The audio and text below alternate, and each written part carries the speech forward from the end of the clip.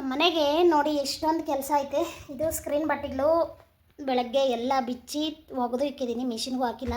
ರೂಮಲ್ಲಿ ನೋಡಿದ್ರೆ ಭಯ ಬಿದ್ದೋಗ್ಬಿಡ್ತೀರಾ. ಕಿಚನ್ನಲ್ಲಿ ಪಾತ್ರೆ ತೊಳೆದು ಇಕ್ಕಿದ್ದೀನಿ, ಅದನ್ನು ಪ್ಯಾಕಿಂಗ್ ಮಾಡಬೇಕು. ಈ ವಿಡಿಯೋ ಏನಕ್ಕೋಸ್ಕರ ಮಾಡಿದೆ ಅಂದರೆ, ಒಬ್ಬರು ಸಿಸ್ಟರು ಕಮೆಂಟ್ ಮಾಡಿದರು ಮತ್ತೆ ಪ್ಲೀಸ್ ಸಿಸ್ಟರ್ ಕ್ಲಿಯರ್ ಆಗಿ ವಿಡಿಯೋ ಮಾಡಿ ಅಂದರೆ, ಏನರ ಬಗ್ಗೆ ಅಂದರೆ ಕ್ರೀಮ್ ಬಗ್ಗೆ. ಸಿಸ್ಟರ್ ಇದು ಕ್ರೀಮ್ ಬಂದ್ಬಿಟ್ಟು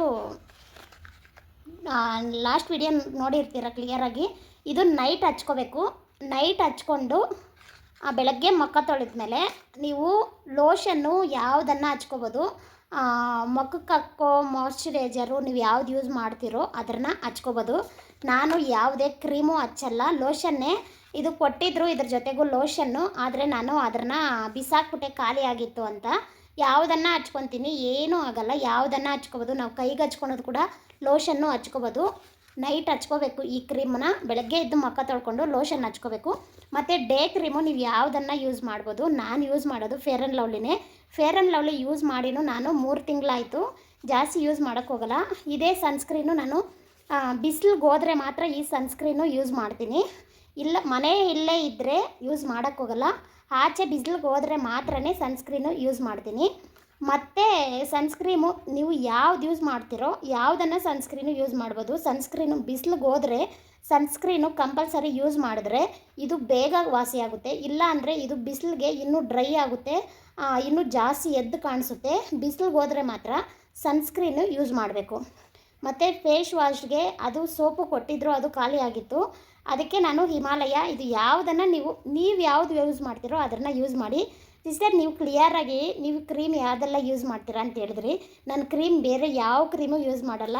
ಡಾಕ್ಟ್ರಿಗೆ ತೋರಿಸ್ಕೊಂಡು ಬಂದಾಗಿಂದ ನಾನು ಎಲ್ಲನೂ ಹೊರಗಡೆ ಹೋದರೆ ಕೂಡ ಅಷ್ಟೇ, ಇದು ಕ್ರೀಮ್ ಒಂದು ಹಾಕಿದ್ರೆ ಸಾಕು, ತುಂಬ ಚೆನ್ನಾಗಿ ಕಾಣಿಸುತ್ತೆ, ನೀಟಾಗಿರುತ್ತೆ. ನಾನು ಇನ್ನು ಬೇರೆ ಕ್ರೀಮೇ ಹಾಕಲ್ಲ. ಫೇರ್ ಆ್ಯಂಡ್ ಲವ್ಲಿನೂ ಈ ನಡುವೆ ಹಾಕ್ತಾಯಿದ್ದೆ, ಅದನ್ನು ಬಿಟ್ಬಿಟ್ಟಿದ್ದೀನಿ.